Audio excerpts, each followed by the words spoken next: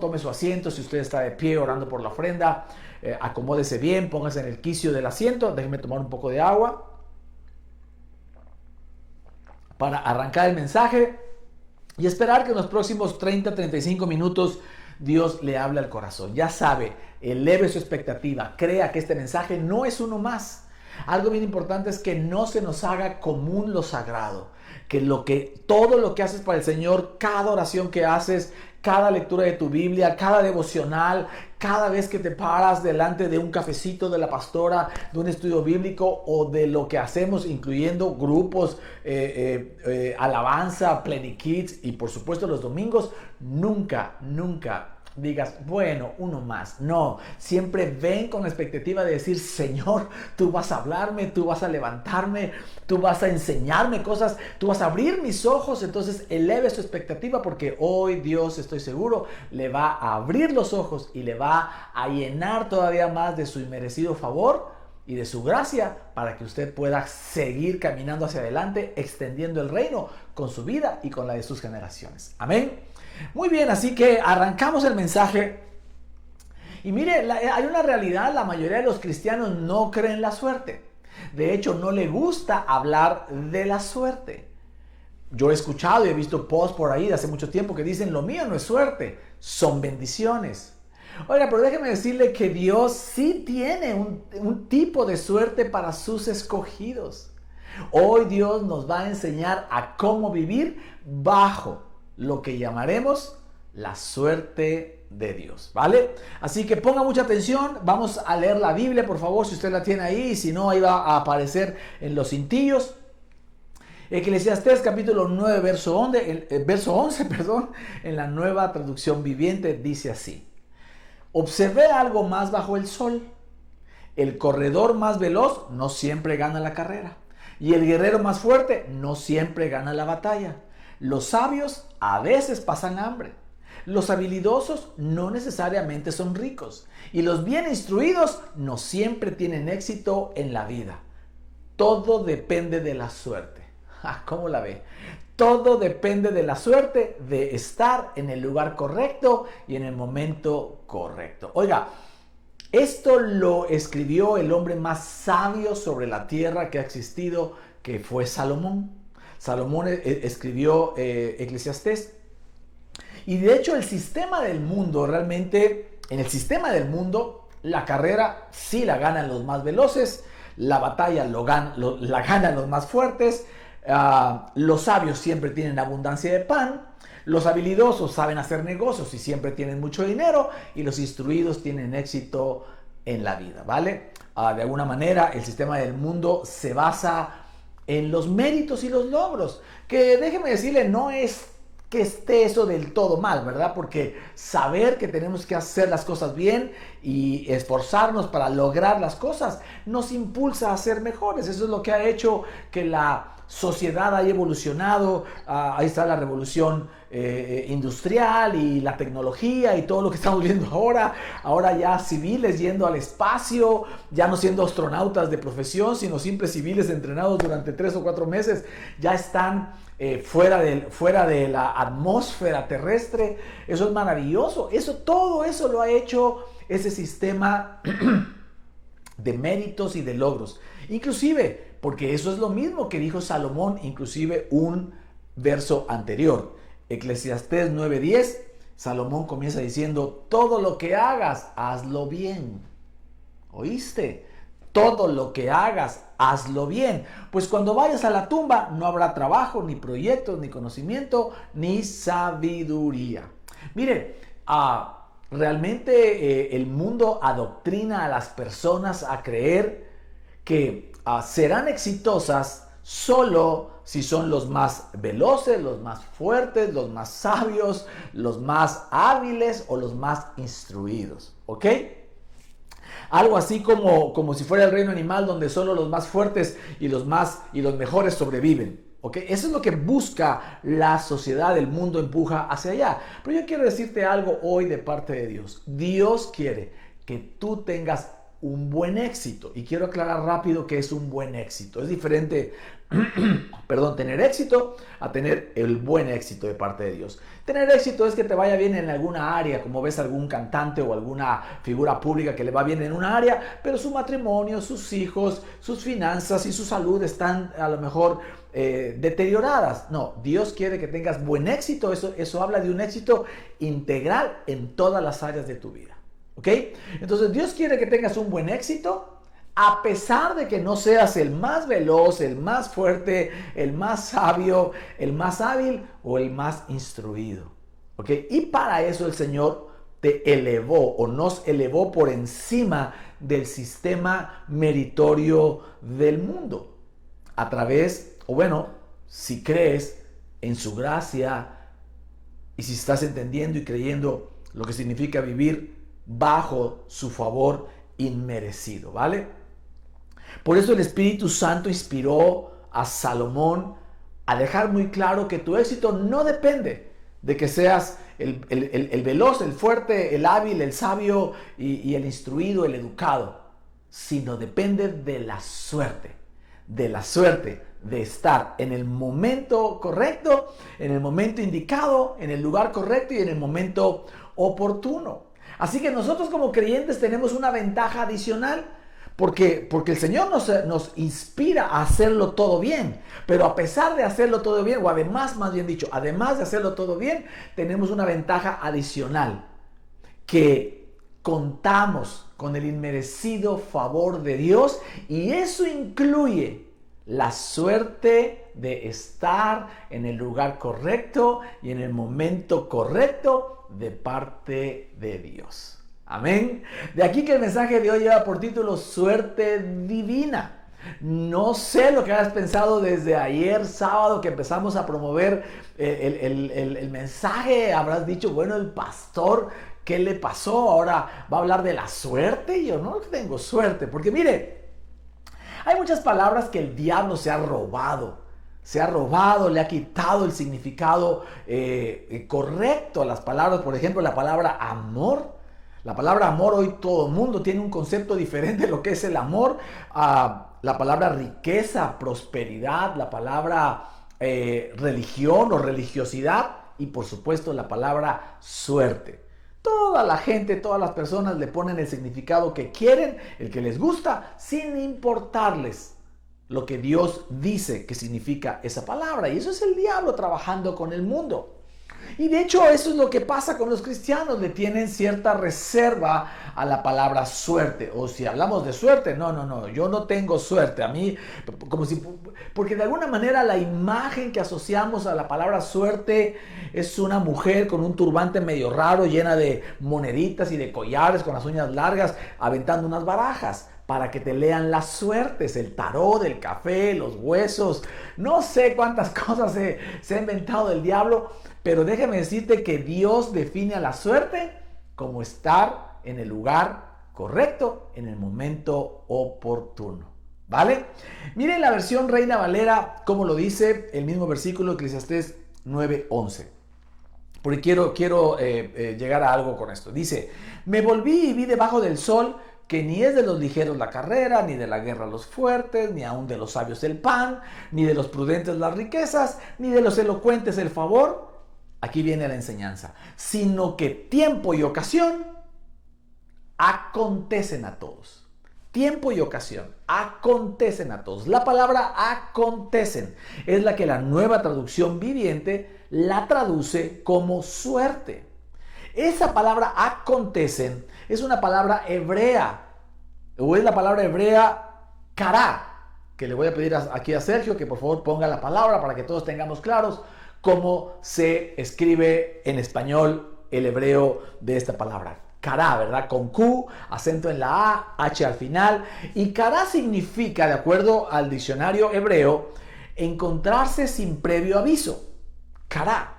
O la suerte de estar presente. Yo estaba ahí cuando ¡pum! Sucedió, ¿verdad? Kará. En otras palabras, ocurrir en el momento adecuado. Y esa es la suerte divina, que Dios nos pone en el lugar correcto y en el momento oportuno. Y eso fue lo que le pasó a David, por ejemplo. David venció a Goliat no porque fuera un gran guerrero o porque tuviera un plan estratégico para vencerlo, sino porque Dios le dio cara, Dios le dio la suerte de ponerlo en el lugar correcto, en el momento preciso. Mire, David era el octavo hijo de Isaí, inclusive un hijo probablemente bastardo, ahora sí que concebido fuera del matrimonio, porque el mismo David dice que en pecado lo concibió su madre en el Salmo 51. Y entonces era el que cuidaba las ovejas de su padre Isaí, era el pastorcito de la casa. Y cuando digo pastorcito es porque era un muchachito. Se cree que para este tiempo en el que se enfrenta con Goliat, David tuvo que haber tenido entre 13, 14, 16 años máximo, porque los soldados que se podían o que se debían inscribir al ejército eran los de arriba de 20 años. Y la palabra dice que solo los tres hermanos mayores de David estaban enlistados en el ejército. Pero entre el tercer hermano y David todavía había otros 4 hermanos. Si el menor de los 3 tuviera 20, 21, 22 años, pues calcúlale 4 hijos más. David andaba sobre los 15, 16 años, ¿vale? Y un día su padre lo manda a llevar provisiones a sus hermanos que estaban en el frente de batalla, ¿ok? Primer libro de Samuel, capítulo 17, verso 17, dice así. Un día, Isaí le dijo a su hijo David: toma esa bolsa de trigo tostado y estos 10 panes, y vete pronto al campamento para dárselos a tus hermanos. Lleva también estos 3 quesos para el jefe del batallón. O sea, usted sabe ese tema de la manzana a la maestra, de aquí lo tomaron, ¿verdad? Le llevaron queso al jefe del batallón. Averigua cómo les va a tus hermanos y tráeme una prueba de que ellos están bien. Verso 19. Los encontrarás en el valle de Elá con Saúl y todos los soldados israelitas peleando contra los filisteos. David fue de mandadero. David fue el primer Uber Eats, ¿ok? Fue el primer Rappi de la historia, porque el papá le pidió que llevara trigo y pan tostado, ¿verdad? Para que sus hijos comieran algo, un poco de queso ahí para el capitán, para que ahí los tuviera pues bien apapachados.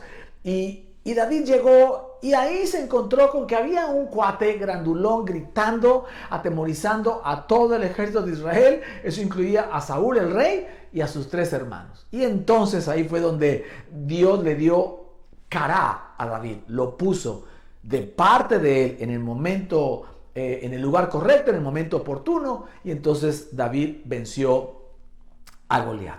¿Cuáles fueron las recompensas de David de hacer eso? Nos lo dice ahí mismo, primer libro de Samuel, capítulo 17, verso 25 y el 18 del 1 al 5. Algunos decían: ¿ven a ese hombre que sale a desafiar a Israel? A quien lo vence y lo mate, miren las recompensas. El rey lo colmará de riquezas. Además le dará a su hija como esposa y su familia quedará exenta de impuestos aquí en Israel. Imagínate, David se hizo rico en una. David se hizo yerno del rey y exentó a su padre Isaí de todos los impuestos que habría en Israel. Una vez que David y Saúl terminaron de hablar, Saúl tomó a David a su servicio y desde ese día no lo dejó volver a la casa de su padre. Jonatán, hijo de Saúl, por su parte, entabló con David una amistad entrañable. Se hizo el mejor amigo del hijo del rey y llegó a quererlo como a sí mismo. Tanto lo quería que hizo pacto con él. Se quitó el manto que llevaba puesto y se lo dio a David. También le dio su túnica y aún su espada, su arco y su cinturón, ¿verdad? Eso es una expresión donde Jonatán estaba cediéndole lugar a David porque sabía que David sería el próximo rey.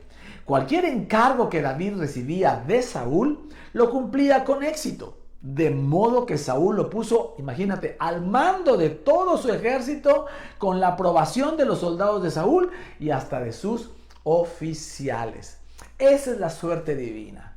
Eso es lo que te va a ocurrir si confías en que el favor de Dios incluye el cará de Dios, la suerte de estar en el momento oportuno, en el lugar correcto y en el momento oportuno de parte de Dios. Tendrás un buen éxito en tu trabajo, en tu negocio, en tu familia, en tu matrimonio, en tus finanzas, en tu salud, porque el Señor se va a encargar de colocarte en el momento correcto, en el lugar oportuno, para que escuches una noticia, para que alguien que esté preguntando a quién le van a dar el puesto y digan a esta persona, para que escuches una palabra y entonces cambie tu circunstancia, la de tu matrimonio, la de tu salud, etcétera. Eso tienes que confiar en el cara de Dios, en la suerte divina. Puedo ir o puedo leer un buen amén.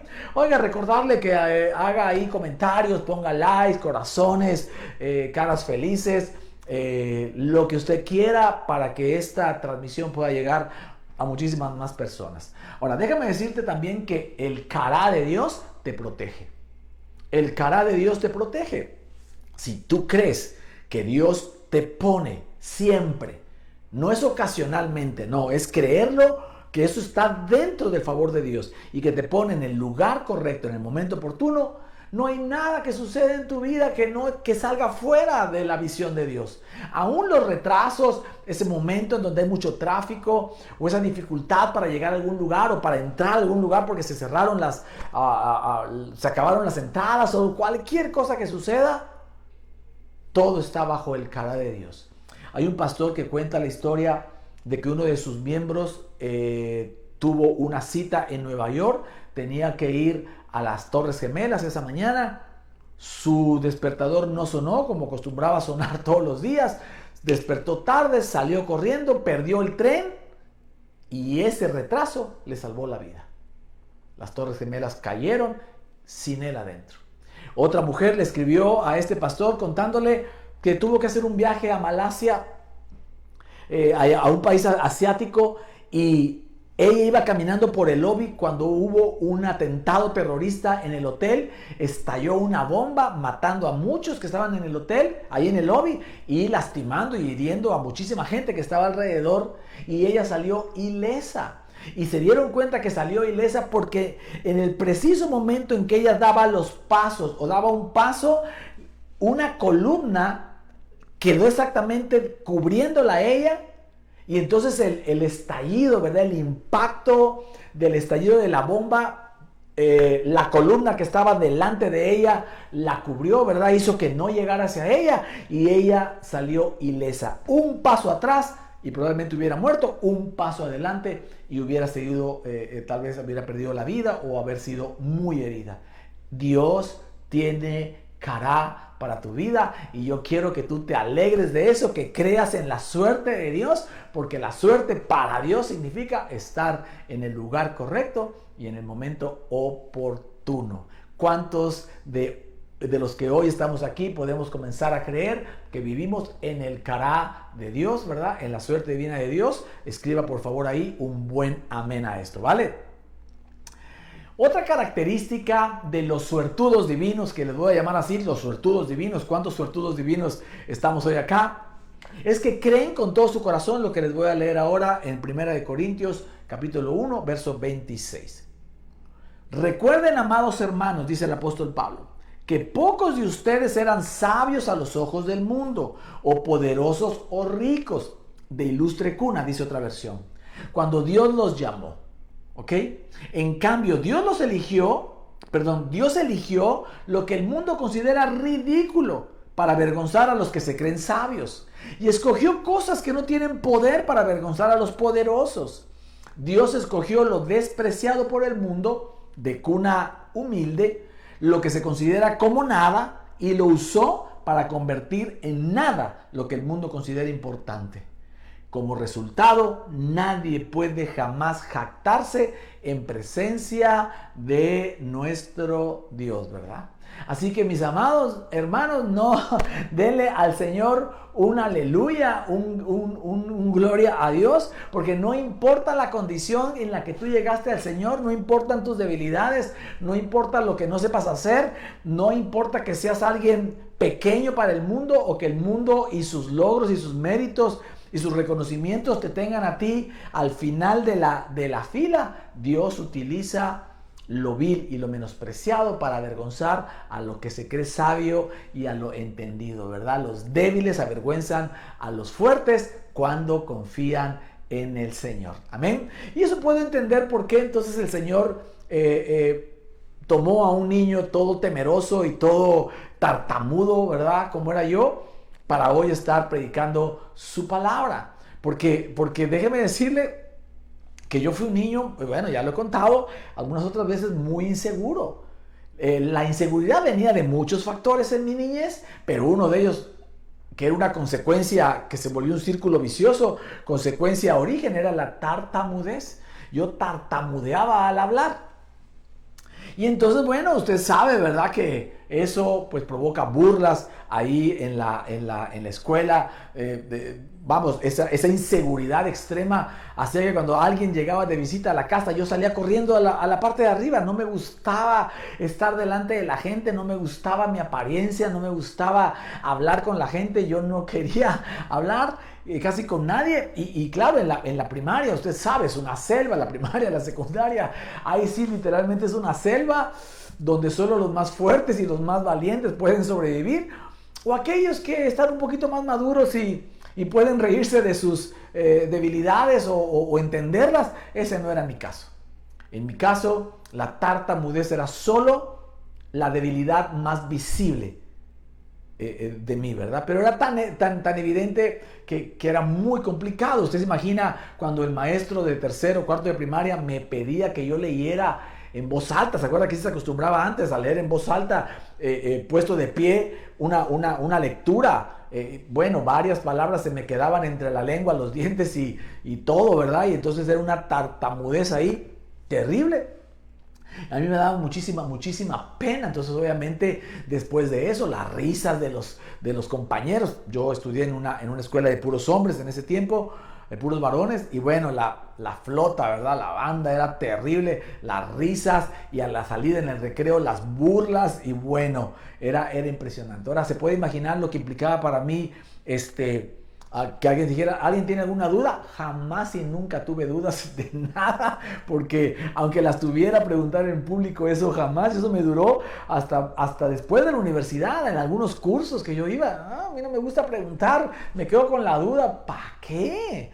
Aunque Dios ya me quitó esa tartamudez, ya no me gustaba mucho, me explico. Ahora imagínense en aquella época hablarle a una jovencita de esas que comenzaban a uno a gustarle. No, yo me hacía la imaginación de quererle hablar y quedar como Porky, ¿verdad? Diciendo, eso es todo, amigos. No, o sea, no. Me acuerdo muy bien de, ¿qué tendría yo? Como unos 9 o 10 años, yo creo. 10, tal vez 11 cuando mucho. 9 o 10. Para mi cumpleaños invité, bueno, obviamente a mis amigos de la primaria, y venía la hermana de uno de mis amigos que estaba bellísima, ¿verdad? Para mí en ese tiempo, y me gustaba mucho, ¿verdad? Yo jamás había hablado con ella, y entonces yo estaba esperando que llegara muy nervioso, y cuando vi que abrieron la puerta del carro y se bajaron, ¡fum!, salí corriendo, ¿verdad? Hasta la azotea de mi casa, y ahora el del cumpleaños no quería bajar porque estaba en la casa una niña bonita. O sea, imagínense eso. Entonces, ahora que preparaba el tema, yo me ponía a pensar, ¿quién de mis amigos de la primaria podría creer que el tartamudo del salón de repente estaría dictando conferencias, cursos, diplomados, y de un tiempo para acá predicando a nuestro Señor Jesucristo? ¡Wow! Yo me puedo imaginar que mientras ellos se burlaban de mí y de mi tartamudez, Dios decía, a este niño lo voy a convertir en un predicador. Realmente esa debilidad, es que me acordé de un chiste que... Déjenme le cuento entonces es chiste o anécdota. Venían 3 tartamudos en una moto. ¿Ok? Y venían 3 agarrados ahí. Y de repente el que viene en medio comienza a decir, y entonces el que viene de adelante manejando le dice, ¿de qué te ríes? Y el otro, y no le podía decir. Y el otro, ya enojado, pues, ¿verdad? ¿De qué te ríes? Y el otro, Ja, ja, ja, ja, ja, ja, ja, ja, ja, ja, Jaime se cayó. El- yo debe haber sido el del medio, ¿verdad? Yo no me hubiera caído, pero sí me hubiera tardado en poder decir que el buen Jaime se cayó. Entonces, realmente ser tartamudo en una época infantil es muy complicado, pero si Dios pudo quitar eso y utilizar a un niño tartamudo e inseguro para levantarlo y estarle predicando a la gente, y hoy saliendo a quién sabe cuántas personas en el planeta podemos llegar hablando delante de la gente ya sin tartamudear tanto. A veces se me atora una palabra, pero ya no, vamos, ya no tiene nada que ver con eso. También Dios lo va a hacer contigo. Si tú reconoces tu debilidad, si tú comienzas a creer en que Dios tiene cara para ti y que no importa la debilidad que tengas o la no capacidad, que no seas el más veloz, el más fuerte, el más hábil, el más instruido, etcétera, que no te importe, que sepas y confíes que Dios te va a usar, porque el Señor le encanta, le fascina utilizar lo menos para llevarnos a lo más, para enseñarle al mundo, ¿verdad?, que Él está presente en cada uno de nosotros. ¿Puedo escuchar o puedo leerte ahí un buen amén? Oiga, una tercera característica de los suertudos divinos es la humildad. Vamos a leer 1 Corintios capítulo 1, verso 30. Dice así: Dios los ha unido a ustedes con Cristo Jesús. Dios hizo que Él fuera la sabiduría misma para nuestro beneficio. Cristo nos hizo justos, ¿recuerdas?, ante Dios. Nos hizo puros y santos y nos liberó del pecado. Eso ya lo hemos enseñado todas estas semanas atrás. Por lo tanto, como dicen las Escrituras, si alguien quiere jactarse, que se jacte solamente del Señor. Jactarse es todo menos un acto de humildad. De hecho, el diccionario dice que jactarse es hablar o presumir una persona de que tiene cierta cualidad, aunque no la tenga. Es un sinónimo de orgulloso. De hecho, la jactancia es una conducta que proviene de un corazón orgulloso, de alguien que se jacta, ¿verdad?, de lo que hace. Si de acuerdo a la palabra, si nosotros dice algo vamos a hablar y a presumir, es solamente del Señor, sabiendo que Él es el que lo hace posible para nosotros. Y esa es la tercera característica de los suertudos divinos. Primero, saben que Dios los pone en el correcto lugar, en el lugar correcto y en el momento preciso, ¿vale? Conocen sus debilidades, o conocemos nuestras debilidades y sabemos que a pesar de ellas, Dios nos va a llevar a sus grandes propósitos. Y tres, son humildes, porque no se jactan de nada de lo que pueden hacer, sino que saben que es Dios el que lo hace.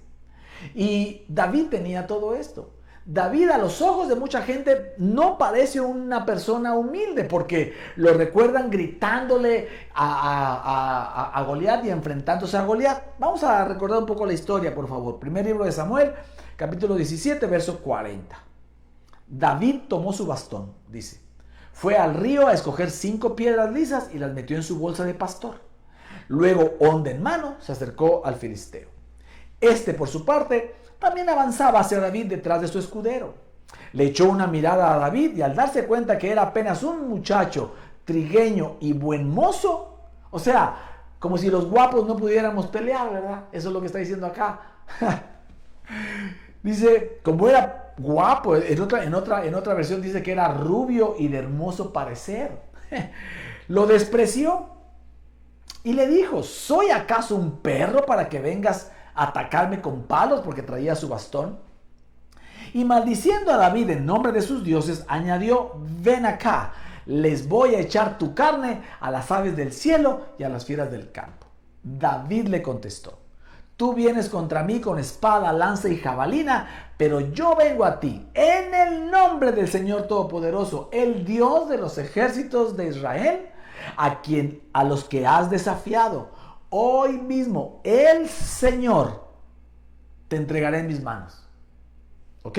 Y yo te cortaré la cabeza. Y yo te mataré y te cortaré la cabeza. Hoy mismo echaré los cadáveres del ejército filisteo a las aves del cielo y a las fieras del campo, y todo el mundo sabrá que hay un Dios en Israel.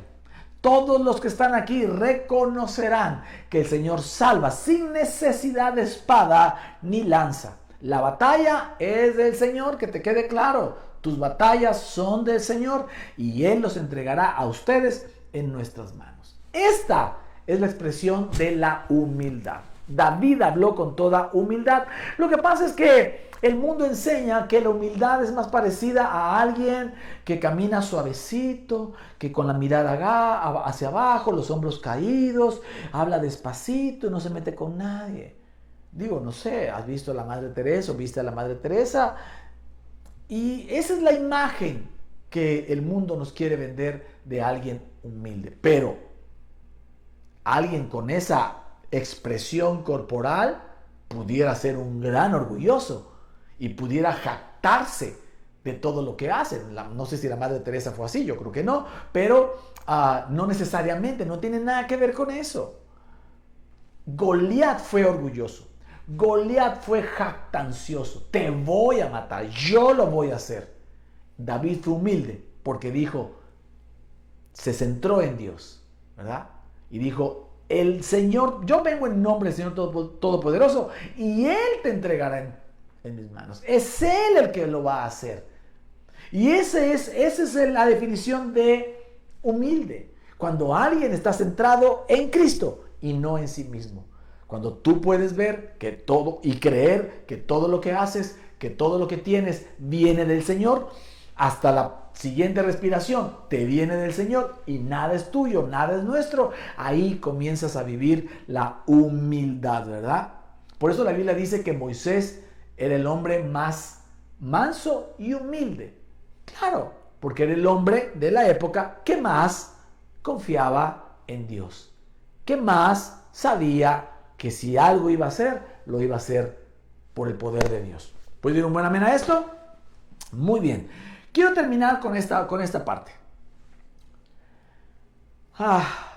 Una cuarta característica de los suertudos divinos es lo que Zacarías le dijo al pueblo, ¿vale? Déjame darte solamente el contexto para que podamos entender lo que vamos a leer. Babilonia vino y tomó por asalto Israel, lo invadió y lo llevó cautivo, ¿ok?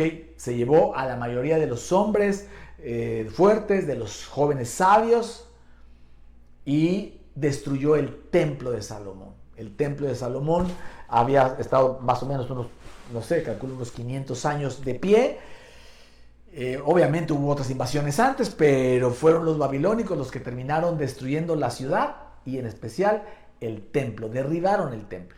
Fueron cautivos 70 años, ahí fue Daniel también, los jóvenes hebreos, ¿te acuerdas? Y hacia el regreso de los 70 años, antes de los 70 años, comenzaron a dejar regresar a Israel a algunos de los que habían sido cautivos. Conforme fueron regresando, comenzaron a darse cuenta que tenían que volver a construir el templo. Entonces, más o menos 80 años después de que los babilónicos o los babilonios derribaran el primer templo de Salomón, se hicieron los planos para construir el segundo templo. Pero aquí viene el tema. Los ancianos estaban desanimados porque este segundo templo no tendría el esplendor que tenía el templo de Salomón. No iba a ser ni tan grande, ni tan lleno de oro y piedras preciosas y telas finas como lo fue el primer templo. Y eso los tenía desanimados. Entonces Dios les habló a través de la vida del profeta Zacarías. En el capítulo 4, verso 10, les dice así: no menosprecien estos modestos comienzos, pues el Señor se alegrará cuando vea que el trabajo se inicia y que la plomada está en las manos de Zorobabel. Zorobabel era el administrador, ¿verdad? El que manejaba ahí todo, el que dirigía toda la orquesta. Y la plomada significa era un instrumento y lo sigue siendo un instrumento de construcción para medir que los muros se vayan levantando verticales, ¿verdad? Entonces, aquí algo que tenemos que entender, los que vivimos bajo el cara de Dios, bajo la cara de Dios, bajo la suerte divina, que entendemos, ¿verdad?, que el Señor conoce nuestras debilidades y nosotros también, pero a pesar de ellas el Señor las usa para sus grandes propósitos, y de que somos humildes porque nos centramos en Él y no en nosotros, también pensamos esto: no despreciamos los modestos comienzos. Esto es lo que los empresarios del mundo dicen: piensa en grande y comienza en pequeño. Por eso le insisto, todos estos conceptos modernos tienen su origen en las Escrituras, porque es Dios el que los ha puesto, ¿ok? Piensa en grande, pero comienza en pequeño. Así que no tengas ninguna pena de iniciar lo que vas a emprender, pero empezar con los modestos comienzos. No quieras comenzarlo todo en grande. Disfruta los comienzos pequeños. David tuvo un modesto comienzo. Era el primer empleado de Rappi, de Uber Eats, ¿verdad? El primer mensajero. Fue usado como mensajero. Y como mensajero, Dios lo puso en el lugar correcto y terminó siendo el que venciera a Goliat y terminó siendo el rey de Israel. ¿Ok? Josué comenzó como ayudante de Moisés. Mientras Moisés subía a la montaña a hablar con Dios durante 40 días y 40 noches, el pueblo se quedaba abajo. Josué se quedaba a media montaña para cuidar al viejito, para cuidar a Moisés. Fue su ayudante por muchos años y terminó siendo el conquistador que metió al pueblo de Israel a la tierra prometida. José, el hijo de Jacob, del que hemos predicado mucho, comenzó su historia como un esclavo y como un carcelero, para terminar siendo el administrador del territorio y del imperio más grande, más fuerte de la época, que era Egipto.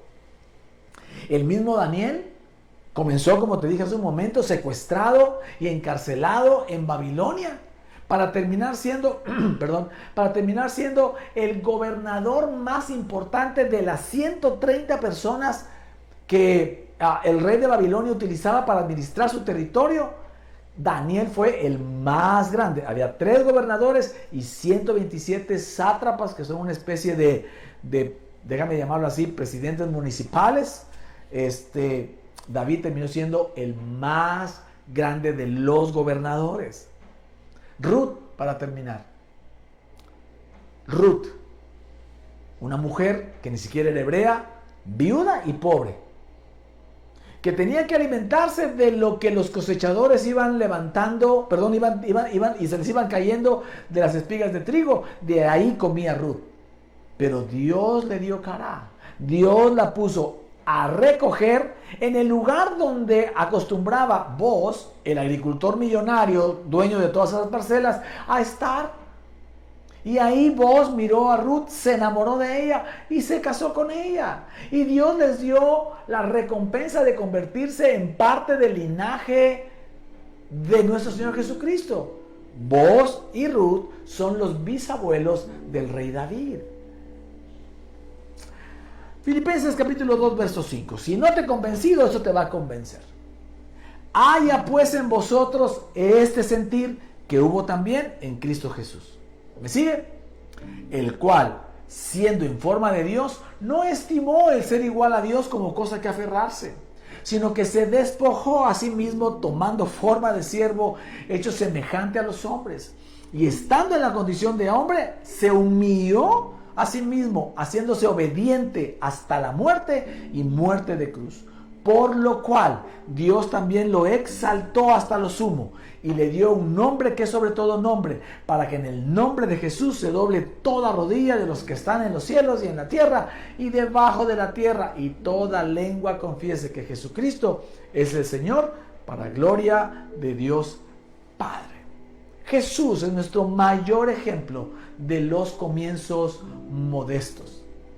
Jesús llegó a ser el Señor, pero comenzó como hombre, como siervo, obediente, llevado a la cruz, y Dios lo exaltó. Déjame decirte que si tú crees en el carácter de Dios y tú entiendes, ¿verdad?, y eres obediente al Señor y a tus autoridades, como lo fue David, por ejemplo, también, Dios va a utilizar todo eso para darte la recompensa, porque tú confías y crees en el Kará de Dios. Así que oremos esta oración, ¿verdad? Señor, dame tu Kará, dame esa suerte divina, porque yo creo que tú vas a usarme, aunque yo no sea el más veloz, el más fuerte, el más sabio, porque el Señor le encanta hacer eso, ¿vale? A esta oración de Señor, dame el Kará, dame de tu Kará, se le conoce como la oración del sirviente sin nombre. Y se refieren al sirviente de Abraham, cuando Abraham le pidió a su sirviente, que no sabemos cómo se llama, la Biblia no lo dice, que fuera a buscarle esposa a su hijo Isaac. Ese sirviente tomó ahí los camellos y los animales, los llenó de joyas y se fue a encontrarse en un lugar donde hubiera al lugar donde le dijo Abraham, donde iba a encontrarse con muchas doncellas, pero él no sabía cuál de las doncellas sería la esposa de Isaac. Génesis 24:12 dice así, que el siervo hizo esto, dice: oh Señor, Dios de mi amo Abraham, oró el siervo, te ruego que hoy me des éxito. Eso es, que hoy me des Kará. Dice, y muestres amor inagotable a mi amo Abraham. El siervo pidió Kará para que Dios le pusiera en el momento correcto, en el lugar oportuno. Ahí se encontrara, como dijimos que es la definición, se encontraran sin previo aviso.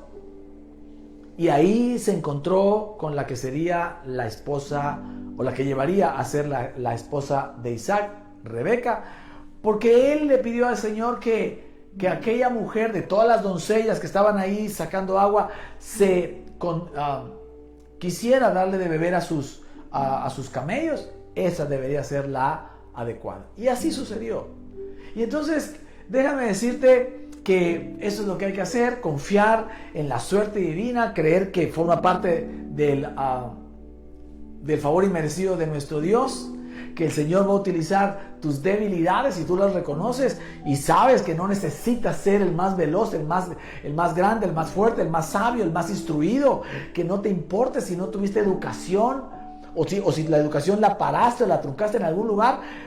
Como dijimos al principio, hay que hacerlo todo bien, pero si por alguna razón la vida no te dejó hacerlo o tus circunstancias no te dejó hacerlo, eso no te tiene que frenar para creer que Dios va a ocuparte, aún siendo alguien no instruido o no siendo el más fuerte o el más sabio o el más hábil. Dios te va a usar para sus grandes propósitos, porque tú eres alguien humilde que ahora se centra en Cristo y que además no tienes problema para iniciar con modestos principios, ¿verdad? Con modestos inicios. Así que cada pequeña cosa que hagas, cada paso nuevo que des, cada victoria nueva, si hoy te levantaste y comiste sano, si hoy te levantaste y pudiste hacer ejercicio, celébralo. No necesitas tener el cuerpo de los grandes, poderosos y famosos. Que eso no te guíe. Eso es lo que el mundo dice. Pero recuerda lo que dije al inicio: Dios nos levantó por encima del sistema meritorio del mundo. Aunque nos pide que hagamos las cosas bien, nosotros haciendo las cosas bien tenemos una ventaja adicional. Vivimos bajo la suerte de Dios. Vivimos bajo el Kará de Dios. Vivimos, como dice el título, bajo la suerte divina. ¿Puede ir un buen amén a eso? Podemos darle al Señor un aplauso o un grito de júbilo, ¿verdad? Una alegría de saber que todo lo que sucede en nuestra vida es porque Dios nos pone en el momento, en el lugar correcto y en el momento oportuno. ¿Qué te parece si oramos para despedir este servicio? Si te sientes cómodo, por favor, cierra los ojos y déjame orar por ti. Padre, te damos gracias, Señor, esta tarde, por esta tu palabra que estamos convencidos que salió desde tu corazón. Hoy, Señor, todos los que estamos aquí hemos entendido el correcto significado de la palabra suerte conforme a tu corazón. Tú has decidido darnos tu Kará, que forma parte de tu favor inmerecido. Y nosotros no queremos perdernos absolutamente nada, Señor, de lo que tú tienes para nosotros. Hoy podemos reconocer nuestras debilidades y no amargarnos por ellas ni frustrarnos, sino al contrario, saber que a ti te encanta utilizar a personas con debilidades para llevarlas a avergonzar a los sabios y entendidos, para hacer más cosas y la gente pueda decir: claro que Dios está con ellos. Así que, Señor, te damos gracias. Ayúdanos a ser humildes para ver solamente lo que tú puedes hacer en nosotros, y todo lo que hacemos y todo lo que podemos hacer es por ti, Señor. Tú nos das el poder de hacer riquezas y el poder de hacer cualquier cosa, Señor. Padre, gracias por ello, y no menospreciamos los comienzos sencillos. Vamos a dar pasos, Señor, para hacer pequeñas cosas, pero creyendo que tú lo vas a usar y tú lo vas a levantar, Señor. Padre del cielo, gracias por ese cará que recibimos todos los días y que de ahora en adelante podemos ver expandido, porque nuestra fe ha crecido y nos hemos puesto bajo la suerte tuya, Señor, bajo tu suerte, Señor. Así que te damos, Señor, hoy toda la gloria, toda la honra, en el nombre de Jesús. Amén y amén. Muy bien, mis amados, pues qué bueno que pudieron conectarse, que pudieron congregarse. Denle un aplauso al Señor. Estoy agradecido de entender, ¿verdad? Y de recibir esta palabra para ustedes, de podérselas enseñar, para que todos los tartamudos y todos los que tenemos alguna debilidad, porque hay muchas más, esa era la más obvia. Claro, hoy me río de eso. En aquel tiempo sufría muchísimo, por supuesto. Pero bueno, puedo ver la mano de Dios en nuestras debilidades, y si tú confías en eso, seguro que Dios te va a levantar, que Dios, en la medida que tú confíes que todo lo que te pase, si te dejaron fuera del concurso, si no te dieron el puesto, si no te dieron al cliente, si perdiste tal cosa o si te la dieron, confía que todo es perfecto, porque Dios tiene su suerte echada sobre tu regazo. Amén. Muy bien, sigan disfrutando su domingo. Qué bueno que sembraron para toda la semana darle la primicia al Señor. La prioridad nuestra está en el Señor, y que usted pueda ser muy bendecido. Reciba, por favor, todo el amor del Señor. Llénese del amor del Señor y llénese de la gracia de su favor inmerecido. Lo cubra. Ahora también entiende de su suerte, ¿verdad? De ese cará divino, y usted pueda bendecir a todas las personas que están a su alrededor. Invite a alguien. Es tiempo de hablarle a las personas que usted tiene en el corazón, para decirles: yo quiero que tú vengas a escuchar el mensaje de mi iglesia, y te prometo que es diferente a lo que has escuchado. Es diferente a todo lo demás. No te van a condenar, no te van a juzgar, no te van a prohibir nada. Tú vas a poder seguir haciendo lo que tú quieras. Y ven e invítalos, ¿verdad? Dales la contraseña o el link, más bien, pero hazles una llamadita, o si puedes juntarte con ellos y hazles saber que están en tu corazón. Dios va a respaldar el corazón de cada uno de ustedes, de cada uno de nosotros, al momento de hablarle a alguien, para que venga a escuchar el evangelio de su gracia. La palabra de gracia y de favor que Dios tiene para todos y cada uno de nosotros. Amén. Dios me los bendiga. Nos vemos en las siguientes transmisiones. Recuerden, mañana cafecito, martes estudio bíblico, y todo lo que hacemos en la semana. Esté muy al pendiente, agéndelo, céntrese en el Señor y disfrute vivir bajo la suerte de Dios. Bendiciones.